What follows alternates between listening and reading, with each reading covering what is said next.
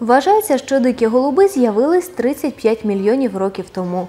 Ці птахи – дієві особи багатьох давніх легенд. У євреїв вони були символом любові і чистоти. В християнському вченні відіграють роль Святого Духа, а у всьому світі – знак миру і дружби. Про це ще належить дізнатись маленькому Євгену. Хлопчику 5 років, і він вперше на такій виставці. А сегодня что ты уже, каких животных увидел? Каких? Голубев. А еще? Петухов. А кроме птиц, кого ты еще видел? Птиц. Кроме птиц. Не знаю. Ну, собачек ты видел? Видел.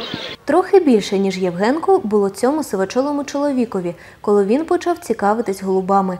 Микола Кудінов з Луганська каже, що займається розведенням пернатих понад 75 років. Зараз ці птахи – єдина родина Миколи Івановича.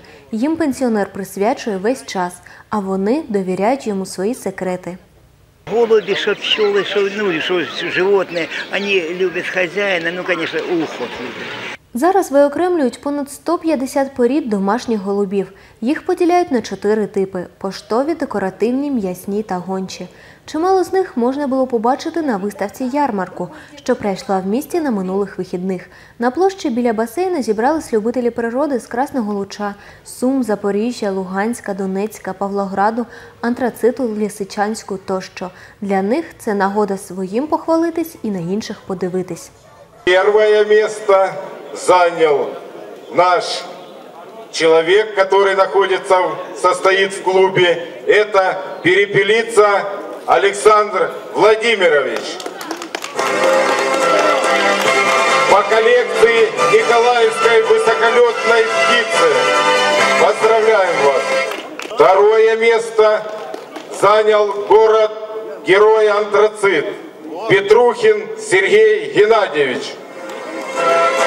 Тоже за коллекцию высоколетных бескружных голубей. Член клуба «Высокий полет». Третье место заняли наши гости. Город Янакиево. Ковалев Олег Владимирович. Декоративні голуби мають найрізноманітніше забарвлення і дивовижні форми. Бувають з пишними хохлами на голові, з жабо з кучерявого пір'я на грудях, з абсолютно не голубиними дзьобами, покритими м'ясними наростами, з окулярами, наростами навколо очей, з зубами, здатними роздуватись як кулі, і з суцільно вкритим пір'ям довгими ногами. Таких чимало в колекції Олега Маслова. Щоправда, голубівник з Лисичанська мріє про її поповнення. Мечта моя, но пока она не осуществима. Есть такие павлины, так называемые шиферные, или, допустим, голубые. Голубые, они очень красивые, очень декоративно смотрятся. Но пока не отбалансирована еще эта селекция. И голубые павлины дают своих детенышей голубят, каких угодно, только не голубых. Компанію птахам миру на виставці також склали домашні кури, яскраві папуги, красуні амадіни. Поруч з ними розташувались кролі, собаки та навіть білки. І відвідувачі мали змогу придбати для себе домашнього улюбленця. Ірина Койбіда та Іван Скарга. Новини телекомпанії «Луч».